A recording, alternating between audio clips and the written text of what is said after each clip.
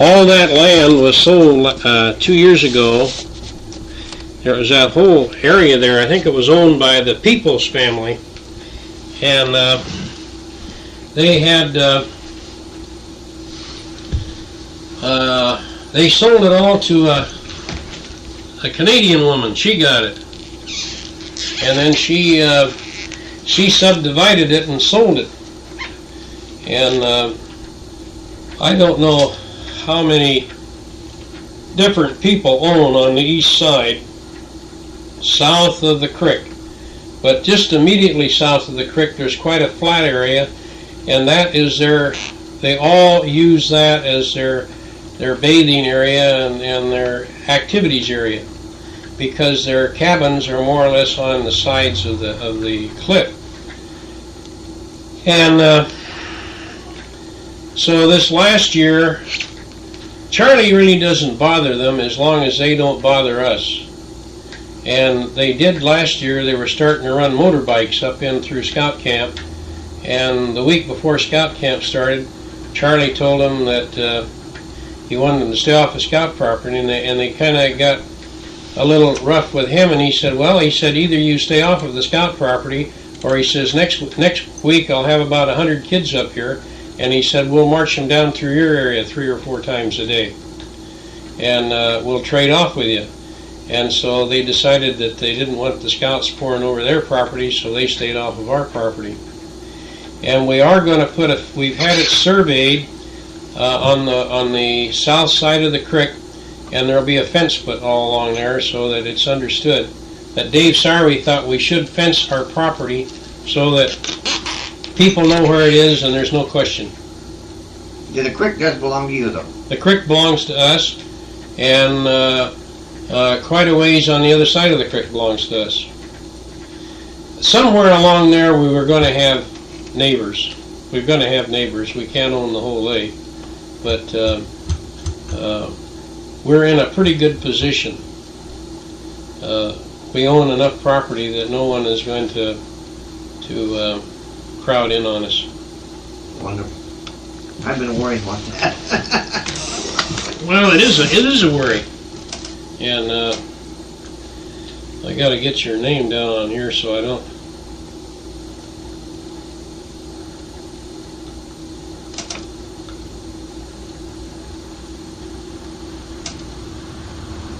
Well, when did you retire from painting? I think this year, about 11 years ago. 11 years ago. And you weren't a typical painter. I know so many people that were painters when I was a kid. They ended up being alcoholics. That's right. That the paint drove them to drink. That's right. And that was not your problem. Not my problem. I learned it under my dad. Yeah. And then I worked at the Bremerton yard, and then at the painting, I got lead poisoning. And then I went out and run a grocery store. Then I turned around and went back in as a coppersmith. That's what I was in the Navy. But I never had no, so they told me I had to go back to school, or else I'd have to work as a helper. Because I had no, they braised all together now with torches, you know, silver. So I had to go back to school for 6 months. And then I got copper poisoning. Mostly zinc poisoning from welding. So and then I come back up here and went back to painting. I've been here ever since. Was that copper poisoning or anything bother you today? No. No, I didn't get that bad. Since you got away from it? Got away from it. I think it was mostly zinc. You know, from welding. Yes. Which is worse. They're all similar. Lead poisoning. Lead poisoning never bothered me. The main thing that bothered me in paint is more or less the lacquers. That Scout floor now, that hasn't been varnished for quite a while. Yeah. It shows it. It's varnished there for it. Yeah. Bar top at that. The best. It's 5 gallons there. Never been opened. Well, maybe after this year we can get that done. It's never been opened, so it shouldn't hurt it. One thing we're going to have to do at the lodge is get new windows and screens. That's right. And that's got to be done. We got that beautiful stove this last year, and that was a wonderful thing to get rid of that gas Boy, stove. it's a nice place. You got a nice lodge there. Yeah, and the warming oven that we got now, that the warmer, they've got that on wheels. Charlie's boy Mark did the cooking last year. Yeah, he's going to do it this year again. Yeah, and he did a real good job last year. yeah. The only thing is these eggs turn green. We need a lot of pans, and I've been trying to get them, and nobody's giving them. So that's why I think that there's a group coming up that's going to stay at the scout camp, and a church group. And they're going to use it for a weekend, and they're going to pay something to the scout camp. And so if I can get that money diverted for buying that money things, can go into camp. yeah. Absolutely, you're right. Well, if we don't work, we can't keep. You got to keep adding on. We borrow and beg and steal. Not steal, but people giving us things so that we can repair. Yeah, I got some more paint too. I'll probably bring it up when I come up to camp. Like 10 gallons. I think it's a good. One's gray and one's white. It's white. It's stained, but it's good oil base. Mm-hmm. Heavy stain. Mm-hmm. And Charlie said he wanted it. So.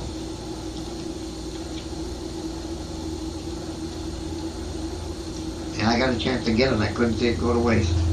Yeah. Well, you're the oldest Eagle Scout in the council, aren't you? Yes, I'm sure. 1924. I'm sure. I've got a friend right across the hall from me, a dentist, that in our building we have 4 Eagle Scouts, all dentists. And one of them is Ray Green, and Ray Green's father used to be a scoutmaster in Bellingham back in the early 20s. And Ray got his Eagle Scout in 1928. I have quite a lot of calls for references, security references, from these boys, especially these Eagles, to go in. That's a pleasure. I had them working in military intelligence and everything. I got one boy at Bremerton. They needed 23 electricians when they put in the submarine in the Navy Yard. Mm-hmm. 23, and they only got 2 electricians that passed the security that they wanted. Mm-hmm. And one of them was my boy. Eagle Scout. Electrician. Yeah. Well, I read in the end of, or during World War I, that any boy that was an Eagle Scout, when he went in the service, was automatically given a commission as a second lieutenant. I heard a good one the other night. Whether you heard it or not, I liked it. I'm trying to get the reference on survival and all kinds of camping.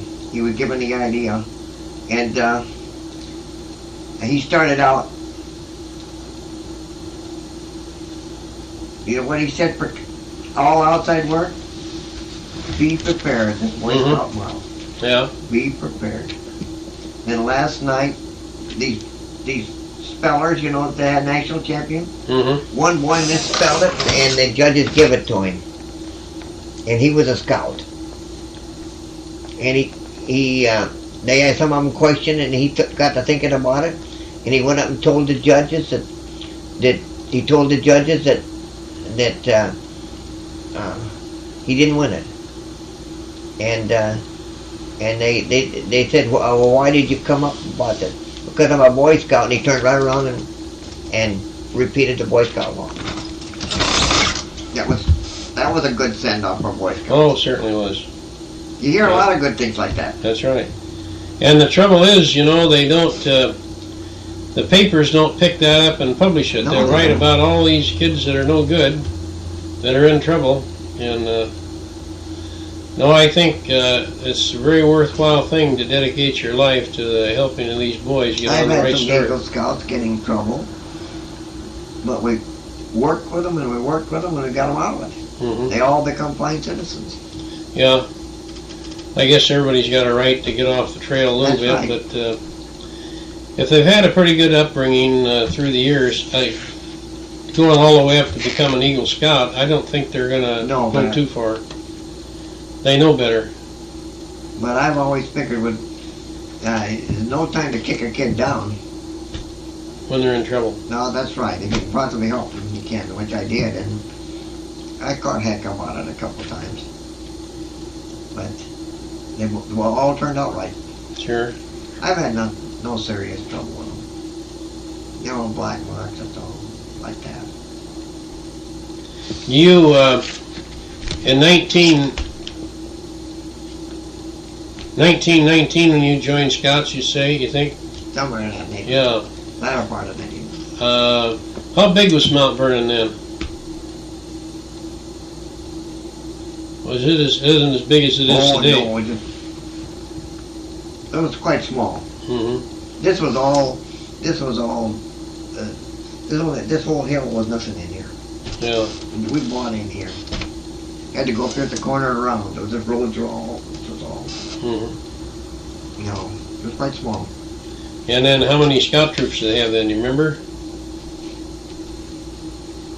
No, I didn't have none. I don't think for quite a while. Just Troop 1. And then they had 56. That was an old time troop, but a good one. That was a Lutheran.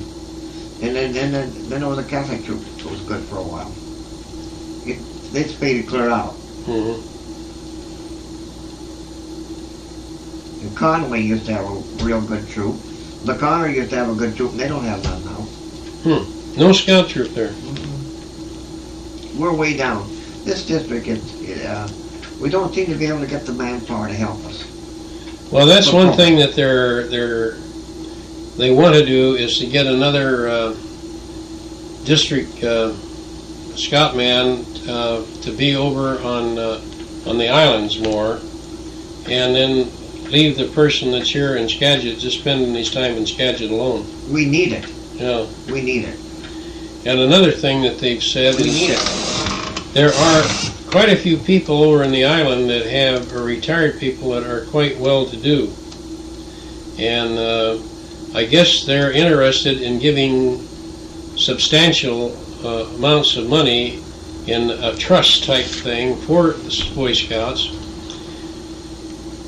But they want to see more activity from the Mount Baker Area Council on the island. And well, they have a pretty good number of troops over there. Yeah. So that's an area where scouting is probably plays an important role with those kids because they can't get off running around doing things that the kids around here can. Skagit's way down. I don't know. Well, they've had trouble with Scoutmasters and all the way back. Yeah, I know when in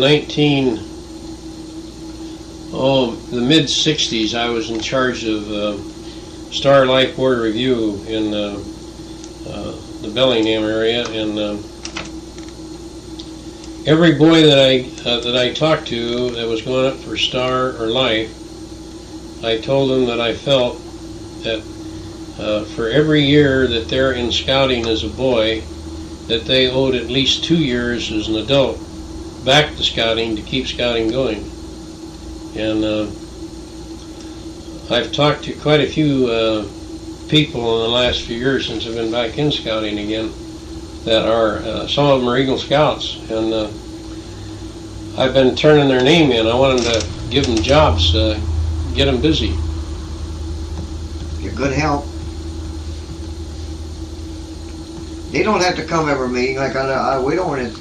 They don't have to be there a lot of the time. Yeah. But when they get there, we got a job for them. Sure. And when you have your troop meeting, do you still wear your uniforms? Absolutely, we're a uniform troop. Good. That's great. We're a uniform troop. The only place we don't wear them without our own camp. Mm-hmm. Absolutely. That's one thing, I've got a pair of my Boy Scout pants that I had back in 1933, and I've got the socks, and I'm putting an ad in the paper. It'll be in this Sunday in the Bellingham Herald for all old Boy Scout material, uniforms, neckerchiefs, insignias, pictures, pre-1950 and see what I get. Charlie ran across a person in up at Maple Falls, and he saw this guy, and he had one of the original Order of the Arrow patches on the back of this old jacket he had on. And Charlie noticed that right away, and this guy was a hippie-looking fella. So he went over and asked him, were you in Order of the Arrow? No, I wasn't even a scout. And he said, well, where did you get that patch? And he was at some garage sale, and he bought a whole bunch of old stuff, scouting. And so Charlie told him, well, we're starting a scout museum, and he said, I'll bring it all up and give it to you. And and I've been trying to get a mannequin, a boy, you know, those model things, and they're harder than hen's teeth to get. I've talked to every store in Bellingham almost. I got a few more to see. I want to dress one up in a Boy Scout uniform back in the 30s with the campaign hat. The campaign hat. And the first class merit badge, or first class emblem. They used to wear it on the hat.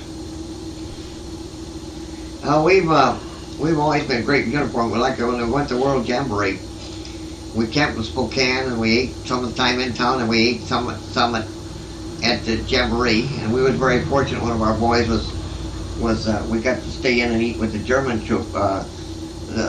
Bobby Beast, one of our head, he's a teacher in Bellingham, and he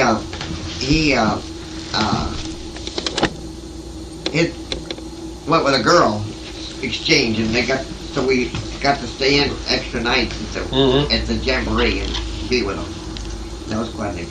But over there, our leaders, the leaders all wore big hats. The rest of the kids wore regular hats. And the adult leaders and the boys. And we had inspections every day when we got on the bus. We had no trouble with them.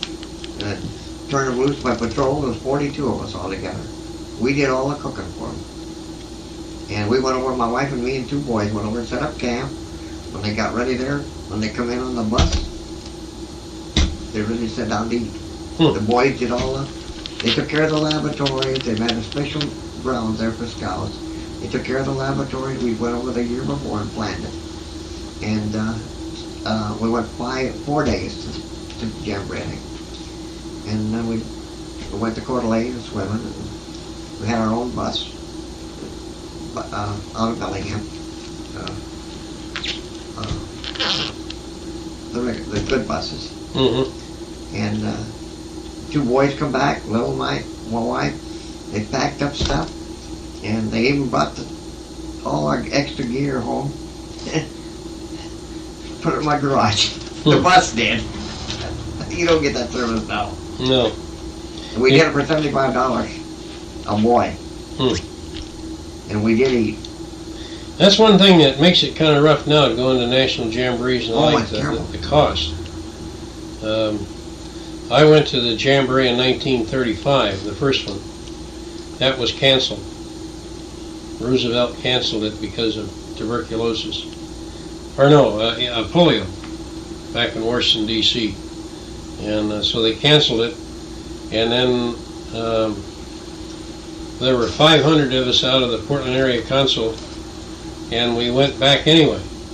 Got back to New York City, and Mayor LaGuardia, who didn't like Roosevelt, had a party in Madison Square Garden for us kids. There was Joe Louis, Babe Ruth, Jimmy Durante, Robeson the singer, had all these people there for us that night. We had a great time. Sid Lewis runs a newspaper up in Linden. He went. I've got a picture of the boys that went back to the National Jamboree in 1935. Zimmerman was the scoutmaster. Zimmerman? Yeah. Oh, I remember him.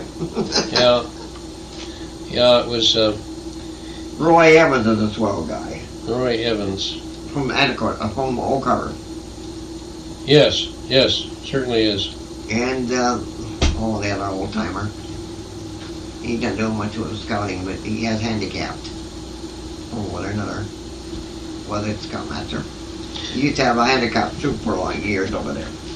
Well, there was a boy that went through Order of the Arrow last last fall in the ordeal. That's very crippled. He's on crutches. Mr. Tennis. Mr. Tennis worked with a handicapped group for many years. Wonderful, fine man. I won a national, for wife and me, we had a national scholarship for conservation for scout, the one down in New Mexico, Belmont training. But again, that ain't me winning it. It was things, all this conservation work we do. And I had pictures of them, I had sent it all in. But it's the kid that's been doing this. Sure. Well, but it's you're leading them. You've been leading them. Yeah, I've been leading it, but and I've had good backing. Without you, the kids wouldn't have done it. No. And my youngest son went to Philmont. Why did they ever quit the patrol leaders training and the conservation training in Philmont for the boys? I wonder. I don't know.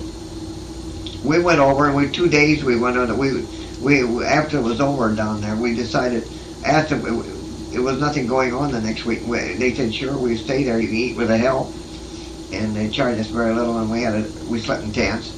And so they said, I said, can we stay 2 or 3 days? Yeah, they said, okay. So they took us over one day to the conservation, and they took us one day to see the patrol leaders. And my wife and I stayed right with them and ate with them and everything during the day, and they took us back, which was wonderful. Yeah. I wish we'd go back to a leadership. This leadership training, they've got away from the show and do's too much. It's just they lecture to you, and I don't think the kids get anything out of it. No, they got to do it. They got to. Nothing beats the show and do. That's what one good thing about Scout Camp. They do get. Oh yeah, that's a good deal. That's a good deal. And the people up there are trained, where a lot of your scoutmasters and the things are not. And that's the reason all them little gadgets they have it. Did you have any children, you and your wife? No, she couldn't have children. She couldn't have children. So you had quite a big family anyway. Yeah, big family. Yeah. And I went to 6 national or the aero conferences. Is that right? And I took boys. All but once I had, when we took the big bunch, 15, I had 2 other guys with me. Which is a great experience. Well, some night at the Order of the Arrow Conclave, they ought to get you and Tom Windsor both to start talking about old times in front of these kids, so they could get a little history. One thing I am doing, the reason I'm collecting this stuff and trying to learn what went on in the past, is that I would like to have each week at Scout Camp, I want one of the Order of the Arrow boys that's on staff, and I want an Order of the Arrow, and I want him to give the history of Scout Camp, and give the history of the 2 consuls that formed to make the Mount Baker area consul. I don't think we need to give a lot of names and things, but just let them know how long. I mean, scouting started in 1919 or 1917, and bring it all the way up. And then also tell them when the Order of the Arrow started in 1945. No, yeah, we inducted Seattle, you know. You did? Yes. He did. It was Eugene that came up and inducted you fellows for the original. Yes, that's right, and we inducted Seattle. And all these records have been lost, and that was another thing that made me mad. Well, the costumes were, there's 2 or 3 of the costumes left. Them old ones, I don't know, them have even got away, some of them. But them was all we had when we started working on it. Nothing. Well, now the stuff they've got, they're keeping pretty good care of it. They got boxes you see, when it got to being shoveled all around, so I took it and I had to I had it at the church, and they had to check it out of the church. Mm-hmm. Only way they get it, and had to come back. And then the man at Tito Woolley did the same thing, but it was just getting scattered all over. Yeah. And some of the kids would take costumes home to work on them, and they never did come back. Yeah. Finish them. Well, we had a couple of seminars on Sundays right down here. That I had all the access to the schools for copying the patterns with the machines, you know. And they did a lot of, the kids did all that. They come down Bellingham and all over now. With our kids spearheaded it. But we've always been all up the way. Mm-hmm. How many nights a week do you give to scouting now? Pretty every night? Off and on. Yeah. Oh, I gotta ask you something. What do you think about this thing and they dropping all these references? Dropping the references. Yeah, they don't have to have for Star Life. You don't even have to have for Ingo. You have to put it on the application, but you don't have to go and get a special. They drop those sheets. That's ridiculous. We don't. We make our own. They have to have one to get Star even. I think they should. Because why do they do those things? I don't know. It's great for them guys to go with the principal, go with their pastor, and go to. That's right. Some of on our boys. We read them. Our board reads them, and we still turn them in for the Eagle Board. They don't have to have them, I guess. Yeah. Well, what we've done I got a hold of a fireproof file cabinet. We have 3 sons, and so there's a drawer for me, and there's a drawer for my wife, and there's a drawer for each one of the kids. And there's a couple of drawers for miscellaneous. And in the miscellaneous drawers, I have all the negatives of all of our pictures. Because if the whole house would burn down, if you lose the negatives, you're done. And then in each drawer of each boy, anything that history of that kid, we put it in there. And my wife and I are starting to put these things together to make a book, This Is Your Life. And each one of them, we've ran across their letters of recommendation or reference for their Eagle and Life and Star. And they cherish those letters. That means a lot to them, of what people thought of them as a kid. And I think it has a lot to do with the kid trying to have self-respect for himself.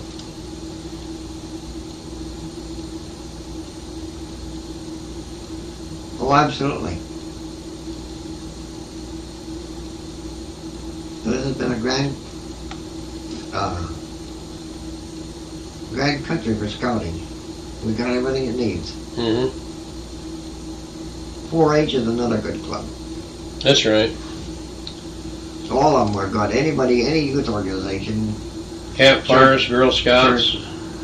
The Girl Scouts and the campfires are both having a time too. That's right. Boy, Mrs. Windsor was a grand leader. Yeah. Girls. Well, and the cubbing, and then I worked 2 years for the Girl Scouts at Penny Creek. Me and my assistant. We went up, put in 2 weeks. They didn't call it Girl Scouts. They had boys there too. What do they call it? Like the Cub Scouts, where they both go. Well, I don't know. Anyway, it's a week. The little kids went home every night. The older kids stayed, and we had the boys that were, boys. A lot more scouts. That stayed overnight, the older boys, him and me, and we went up on Penny Creek. We donated we went up there two years. Then they decided that they did. Well, I tell you what happened. They had a big barn and nothing wrong with it. It was all nice and clean and sanitation and all that. So the Seattle, I don't know whether they sold it or what. Beautiful place, but Seattle kind of gobbled up the Girl Scouts up. But we had a lot of fun up there. About 8 miles out of concrete, on a creek. They sure had some good singers. The little kids that come in the daytime and just stay in the daytime. You know, boys and girls stay at night. They dance in the bar and Well, I know anytime we're up at the lake on Friday night, why, and if we have some guests at the cabin, why, we get in the boat and go across and attend the campfire Friday night, scout camp. That's real good entertainment. The kids singing and their skits and then their awards. I got one. My secretary treasurer comes up and helps me here now, and he's been with me 20 years. Secretary treasurer of your troop? Yep. What's he do? Huh? What's he do? All the financial work. I mean, where does he work? Texaco. Texaco. He's coming up Friday night. Coming up Friday night for supper, and he's going to stay overnight and help us pack up and come home. Well, that's nice. He used to come to camp all the time. You got to get ahead of these kids. They used to get ahead of us, you know. And I've had a lot of men like Mr. Miner, Mr. Gronso, that you gotta beat them at their own game. You gotta be a little faster than they are sometimes. Yeah. But anyway, like they used to come up all that. Well, I forgot to write my deal on nature or something. See.